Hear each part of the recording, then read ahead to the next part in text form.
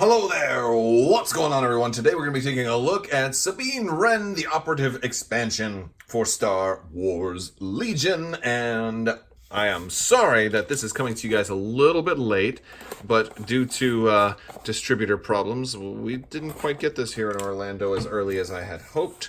So we do not have an early look at Sabine. We're coming a little bit late, but better late than never. There is the back art. I know some people were interested in how the back of the box looks. There it is. But yes, we're going to be taking a look at Sabine. And there is still just a day or two left to enter to win the $25 Amazon gift card giveaway. If you'd like to enter to win that, all you have to do is be a subscriber and leave a comment on this or one of my videos. Let me know if you are playing Star Wars Legion and how you plan to build your Sabine miniature, because there are multiple ways to build her and put her together, and we've got some cards, we've got some instructions here. Let's take a look at these different configurations. We can build her that way, and with either head. You can use either head on either way, or we can build her with multiple guns. I think I'm going Darksaber configuration. I also think I'm going to go with the helmet, although I'm tempted to go without helmet because I do have the Mel Miniatures version of Sabine, which I will compare and show you guys kind of like a size comparison between them.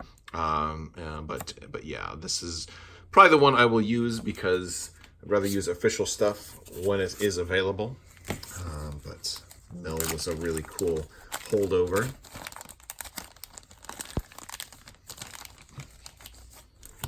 As a matter of fact,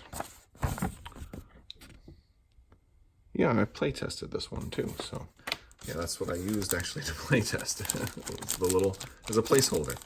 There's the Mel miniature one. All right, so we've got our graffiti token right here. We've got some immobilized. We got a shield.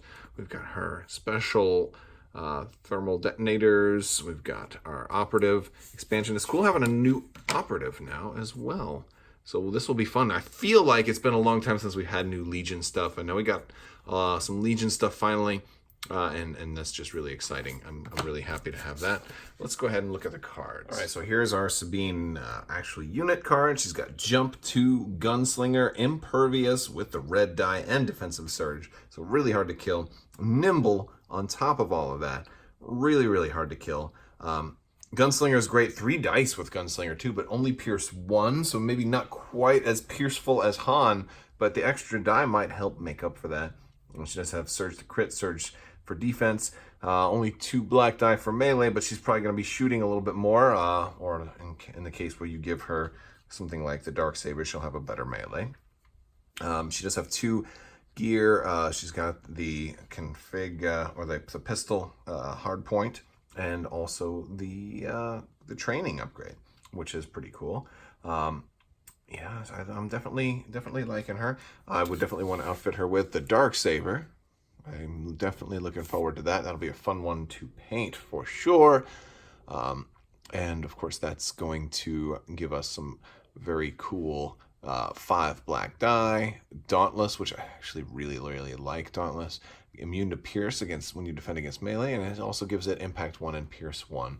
So really nice. She also has the Electro Grapple Line, which is going to let you choose an enemy trooper at range 1 in line of sight and give them 2 immobilized and 2 suppression tokens. You're going to gain the personal combat shield with her. You get shielded 1, and you can recharge when you recover. And that's going to be used to cancel a damage. That's pretty fun. And then, of course, endurance. At the end of activation phase, you may remove 1 suppression token. All right. Now we also have her command cards. Now, even though she is an operative, this is, if we play Legacy of Mandalore, it's going to allow her to give out some orders, which is pretty cool considering that she's an operative that is sort of acting like a commander here. And this is a thematic way to do it. I wonder, though, if it would make more sense for this card to say you must have the Darksaber equipped to do it, because that would be more thematically appropriate. However, I guess it's not 100% the way it has to be, but I wonder if you could homebrew. Let me know if you would homebrew that, or do you think that's not appropriate to make homebrew rules of that nature? But this would give her Inspire 1, and when she issues an order to another commander, an operative, or a special forces, she can gain an aim or a dodge token. So if she gives 2 orders out to those 2 other people, then she can gain quite a few. And as a matter of fact, she's issuing an order to herself in there as well, so that she's at least going to gain 1, right? So that's pretty cool. We've got her symbol of rebellion here. When she activates, she recovers. During her activation, you may place a graffiti token at range 1 and in line of sight of her, touching a piece of non-area terrain. And I think they talked about the rules for the graffiti token already in the last big rules update, but here are the rules for all the new tokens. So if you want to read all of this, you can. Let me try and get it where there's no.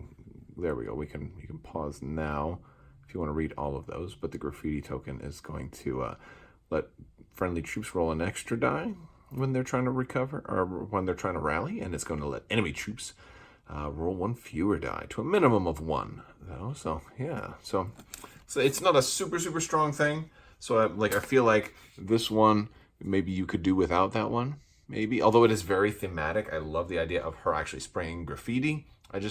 And letting her recover is probably useful because I imagine Sabine is going to have a ton of suppression between her incredible defense. I think people will shoot at her and shoot at her and shoot at her and shoot at her, and at some point she is likely to panic before dying, which is possible. Now, explosions is a great one. During the round this card is played, she's going to gain the ability to arm 2 thermal charges, and those are the 2 thermal charges we saw on her punch boards. And then she also gets to do a free 1-speed move. Until the end of the game, she's going to detonate 2 thermal charges. And detonate is basically whenever somebody does an action, you can detonate one of these, and so it's a nice little way to just blow stuff up. And she gets to drop 2 of them. And it's cool is Bosk has a very similar card, and this is basically giving you an ability for the whole rest of the game, which is really nice. Now, granted, you're not going to gain arm 2 for the rest of the game. You're only going to gain detonate 2. So this isn't necessarily a good first turn play, but it's a good second or third turn play, and then you can maintain the ability to detonate those whenever you want. And with her speed and also with jump, she can definitely move around the battlefield and be very mobile. So that's really fun. Now we gotta take a look and try to put this mini together.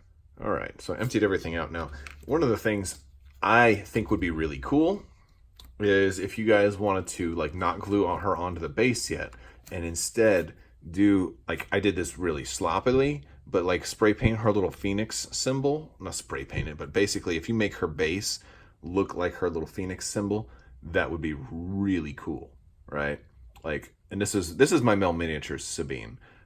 So it's going to look a little different, but so I'm not going to glue her onto the base just yet because I might want to try something like that, and it'd be easier to do that before I had glued her on, and then I tried to do that as an after effect, so that's why it's kind of sloppy. Also because I'm a terrible painter, but yeah. So here is the body, and we're going to go ahead and what do we got here? We got the regular head. We'll put the regular head on her. And we'll save that. I'll try. See, I love that you can build in multiple ways. It's so cool. There she goes. The head doesn't actually look too bad, but I'm always gonna choose helmets over heads if I have the option, just because the heads, have been a little strange on some of these characters. All right, there she is. Oh, yeah. Pretty cool. Now, this pose is actually kind of similar to this pose. So, honestly, if I want her to be really different from this one, I would make her Darksaber without helmet. But because I prefer helmets so much more, definitely going to do that. I definitely want the the jump jet on there. Oh, I like that. And we're going to put this leg in. I don't know why this leg had to be separate. Sometimes I don't see the logic in where they separate these things. Because, like, would that have been so hard to have that leg on there, like, in one piece? How come they can have this leg on but not that leg on? You know, I don't get it. All right, she looks pretty cool. Let's try her with her other helmet and the Darksaber. Her other helmet. And the Darksaber is going to be... Oh, this hand. Okay. There we go. We're doing it. I'm whispering. Okay. She looks pretty cool. I would have rather her holding the Darksaber up, but it's not bad looking. It's not bad looking. Now we just need Ezra and Kanan and Zeb and Hera and Chopper, don't we? But we have them all. So I can do a little comparison here. So she's definitely got the bigger helmet. Now Mel did make his folks in kind of comically, no, I'm sorry, the opposite of comically. And I have the rest of the Rebels crew right here. These are all Mel miniatures. But it's nice to have the first of many. And these guys were all kind of done in more of a realistic kind of scale, whereas Legion stuff is done in a little bit more comically exaggerated scale. And I'm fine with that because it does mean it. I think it looks a little better on the tabletop because you're able to see stuff like exaggerated proportions where it allows you to highlight certain areas better. And I like the bigger looking helmets. So I'm excited to get Sabine on the table. I really want to run her and Luke to have two Rebels with lightsabers, because until we get like Old Man Obi-Wan Kenobi, I just don't really see us getting a whole lot of Rebels with lightsabers. Just don't see it happening for a long time, unless of course they want to dive into Legends, which I don't see them doing too much into Legends, especially with so much more stuff coming out. So granted, Kanan and Ezra are options, so that'll be fun too, but they haven't announced those yet, so we'll have to wait and see. But since they've done Sabine, I'm pretty sure it's not unrealistic for us to see more cast and crew from Star Wars Rebels. My guess is that it'll just take time. You'll have to wait for the right time, and it'll have to fit with something appropriate for the other side. Once we have a lot more Jedi in the Clone Wars, then I think it's going to be more appropriate to then branch out some other Force users for all the other factions. You'll have some Sith and the Separatists, then you can bring in Inquisitors, and then Kanan and Ezra, so then you balance out the Empire and the Rebels as well, and then you'll have, I'm sure there'll be room for Hera and Chopper and Zeb. They could probably fit in a lot more easily, so this whole thing will be pretty cool once they complete the set. But let me know what you guys think of Sabine. I want to thank you guys for watching. I want to thank you all so much. There is still time. Make sure you stay tuned. It's going to be during my Decimator video, my VT49 Decimator video for X-Wing, when I announce the winner of the Amazon gift card giveaway, and that will be coming up in just a few days, so definitely stay tuned for that. I want to thank you guys so much for watching, and as always, have a great day.